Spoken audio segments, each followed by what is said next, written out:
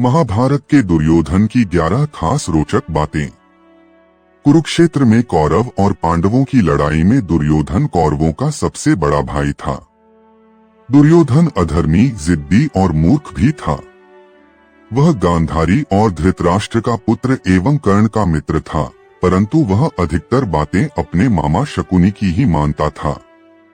दुर्योधन की जिद, अहंकार और लालच ने लोगों को युद्ध की आग में झोंक दिया था, इसलिए दुर्योधन को महाभारत का खलनायक कहा जाता है।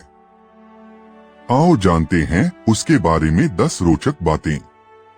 मित्रों, वीडियो पर अंत तक बने रहे और कहानी को गौर से सुनिएगा और चैनल को सब्सक्राइब कर लीजिएगा। तो चलिए कहानी को शुरू करते हैं। एक दुर्योधन का जन्म 100 घड़े में से पहले घड़े से हुआ था। जब दुर्योधन का जन्म हुआ तो वह रोने के बजाय गधे की तरह रेंकने लगा और जन्म लेते ही बोलने भी लगा था। दुर्योधन ने जैसे ही जन्म लिया तो कई तरह के अपशकुन देखने को मिले, जैसे शियार जोर जोर से रोने लगे, उल्लू शोर मचाने लगे, आसमान में अचानक काले बादल छा गए। इन घटनाओं को देखकर विदुर ने कहा कि ये अपशकुन बता रहे हैं कि यह पुत्र हस्तिनापुर के विनाश का कारण बनेगा, इसे त्यागने में ही भलाई है। परंतु पुत्र मोह में धृतराष्ट्र और गांधारी ने ऐसा करने से मना कर दिया। दुर्योधन को कलयुग का अवतार माना जाता है, क्योंकि दुर्योधन में वे सभी गुण मौजूद थे जो कलयुग के मनुष्य में होने चाहिए। इसीलिए दुर्योधन को कलयुग का अवतार कहा जाता था। कहते हैं कि दुर्योधन कलयुग का अंश था, तो उसके 100 भाई पुलस्त्य वंश के राक्षस के अंश से थे।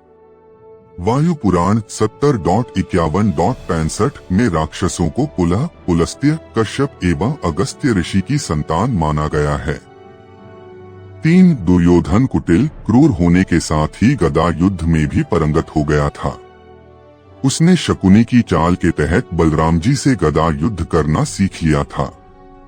महाभारत काल में बलराम, जरासंध, भीम और दुर्योधन को ही सर्वश्रेष्ठ गदाधर माना जाता था।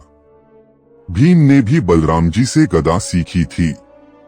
4 गांधारी ने अपनी दिव्य दृष्टि से दुर्योधन के शरीर को वृक्ष के समान बना दिया था, परंतु श्री कृष्ण की नीति के तहत दुर्योधन के गुप्ता और जंघा कठोर नहीं बन पाई थी। 5 दुर्योधन की मृत्यु सबसे अंत में हुई, और खास बात यह कि महाभारत के 18 दिन तक चले युद्ध के अंत के बाद दुर्योधन और भीम के बीच गया युद्ध हुआ, जिसमें भीम ने दुर्योधन की जंघा उखाड़कर फेंक दी थी, जिसके चलते दुर्योधन की मृत्यु हो गई थी। एक बार महर्षि मैत्रेय हस्तिनापुर पधारे। विश्राम के बाद धृतराष्ट्र ने पूछा, भगवन, वन में 5 पांडव कुशल पूर्वक तो हैं न? महर्षि ने कहा, वे कुशल है, लेकिन मैंने सुना कि तुम्हारे पुत्रों ने पांडवों को जुए में धोखे से हराकर वन भेज दिया। ऐसा कहकर पीछे मुड़ते हुए उन्होंने दुर्योधन से कहा, तुम जानते हो पांडव कितने वीर और शक्तिशाली हैं। महर्षि की बात सुनकर दुर्योधन ने क्रोध में अपनी जांघ पर हाथ से ताल ठोंक दी। दुर्योधन की यह उद्दंडता देखकर महर्षि को क्रोध आ गया और उन्होंने कहा, तू मेरा तिरस्कार करता है, मेरी बात शांतिपूर्वक सुन नहीं सकता। जा उद्दंडी, जिस जंघा पर तू ताल ठोंक रहा है उस जंघा को भीम अपनी गदा से तोड़ देगा। बस यही शाप दुर्योधन को ले डूबा। 6 रिश्तों में दुर्योधन जहां अर्जुन का सौतेला भाई था, वहीं वह श्री कृष्ण का समधी भी था। श्री कृष्ण के पुत्र सांब ने दुर्योधन की पुत्री लक्ष्मणा से विवाह किया था। अर्जुन और श्री कृष्ण भी आपस में भाई ही थे, क्योंकि अर्जुन श्री कृष्ण की बुआ कुंती का लड़का था। लेकिन अर्जुन ने जब श्री कृष्ण की बहन सुभद्रा से विवाह किया तो वे उनके जीजा भी बन गए थे। 7 दुर्योधन ने पांडवों को मारने के लिए सबसे पहले भीम को जहर देकर नदी में फेंकवा दिया था, लेकिन भीम बच गए थे। फिर दुर्योधन ने पांडवों को मारने के लिए वारणावत में लक्ष्यागृह का निर्माण कराया, वहां से भी पांडव बचकर निकल गए थे। फिर पांडवों के वनवास होने के बाद अज्ञातवास में दुर्योधन जंगल जंगल पांडवों को ढूंढने के लिए अपनी सेनाएं भेजता रहता था। दुर्योधन ने शकुनी की कुटिल नीति के चलते ही पांडवों के मामा शल्य को अपनी ओर से युद्ध लड़ने के लिए राजी कर लिया था। 8 महाभारत की कथा में ऐसा प्रसंग भी आया है कि दुर्योधन ने कामपीड़ित होकर कुंवारी कन्याओं का अपहरण किया था। द्यूत क्रीड़ा में पांडवों के हार जाने पर जब दुर्योधन भरी सभा में द्रौपदी का अपमान कर रहा था, तब गांधारी ने भी इसका विरोध किया था, फिर भी दुर्योधन नहीं माना था। यह आचरण धर्म विरुद्ध ही तो था। जब दुर्योधन को लगा कि अब तो युद्ध होने वाला है, तो वह महाभारत युद्ध के अंतिम समय में अपनी माता के समक्ष नग्न खड़ा होने के लिए भी तैयार हो गया। महाभारत में दुर्योधन के अनाचार और अत्याचार के किस्से भरे पड़े हैं। 9 पांडवों और कौरवों द्वारा यादवों से सहायता मांगने पर श्री कृष्ण ने पहले तो युद्ध में शस्त्र न उठाने की प्रतिज्ञा की और फिर कहा कि एक तरफ मैं अकेला और दूसरी तरफ मेरी एक अक्षौहिणी नारायणी सेना होगी।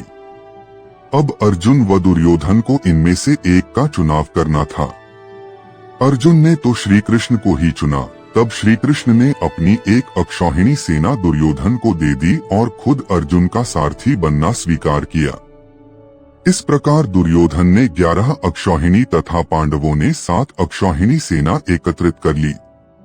10 दुर्योधन की पत्नी का नाम भानुमति था, जो मल्ल और द्वंद्व युद्ध में पारंगत थी और वह दुर्योधन के साथ अखाड़े में कुश्ती लड़ती थी।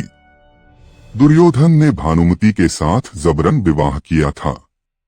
गंधारी ने सती पर्व में बताया है कि भानुमति दुर्योधन से खेल खेल में ही कुश्ती करती थी, जिसमें दुर्योधन उससे कई बार हार भी जाता था। भले ही दुर्योधन भानुमति को हरण करके लाया था, लेकिन भानुमति को दुर्योधन से प्यार हो गया था। भानुमति को दुर्योधन और पुत्र लक्ष्मण की मौत का गहरा धक्का लगा था। उससे सांत्वना देने वाला कोई नहीं बचा था। अंत में वह बिचारी पांडवों के आश्रय पर जिंदा रही और बड़ी मुश्किल से जीवन गुजारा। दुर्योधन की बहन का नाम दुश्शला था, जिसका विवाह सिंधु नरेश जयद्रथ से हुआ था। 11 कौरवों की सेना सभी तरह के शक्तिशाली थी। एक से बढ़कर एक महारथी थे, परंतु फिर भी सभी हार गए और इसका एकमात्र कारण दुर्योधन ही था, क्योंकि उसने सही समय पर सही निर्णय नहीं लिया और कई तरह की गलतियां की। पहली गलती उसने श्री कृष्ण की बजाया नारायणी सेना मांगकर की। दूसरी गलती उसने भीष्म पितामह और द्रोणाचार्य की बातों पर ध्यान नहीं दिया। भीष्म ने उसे 5 सोने के तीर दिए थे और कहा था कि कल सुबह में इन तीसरों से 5 पांडवों का वध कर दूंगा। दुर्योधन वह तीर अपने पास रख लिए और अर्जुन के वरदान मांगने पर उसे दे दिए। चौथी चूक उसने कर्ण से कहा कि घटोत्कच को मार दो और कर्ण ने अपना अचूक अमोघ अस्त्र घटोत्कच पर चलाकर अपनी शक्ति खो दी। 5वीं चूक उसने यह की कि जयद्रथ को वह उचित सुरक्षा नहीं दे पाया और 6ठी चूक यह की कि उसने उचित समय पर अश्वत्थामा को सेनापति नहीं बनाया, अन्यथा युद्ध का परिणाम कुछ और ही होता।